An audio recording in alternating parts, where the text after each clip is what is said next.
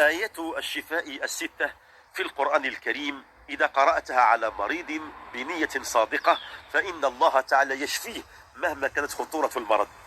وهي قول الله تعالى بعد أعوذ بالله من الشيطان الرجيم: وننزل من القرآن ما هو شفاء ورحمة للمؤمنين.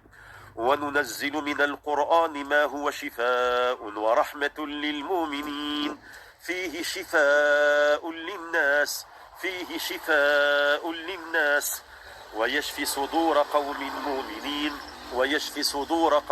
مؤمنين وإذا مرضت فهو يشفين قل هو للذين آمنوا هدى وشفاء لما في الصدور. اللهم يا عفو يا غفور بحق الطور وكتاب مسطور، نسألك اللهم بكل أمر مقدور أن تشفي منا كل مريض وسقيم ببركة هذه الآيات البينات. اللهم آمين يا أرحم الراحمين.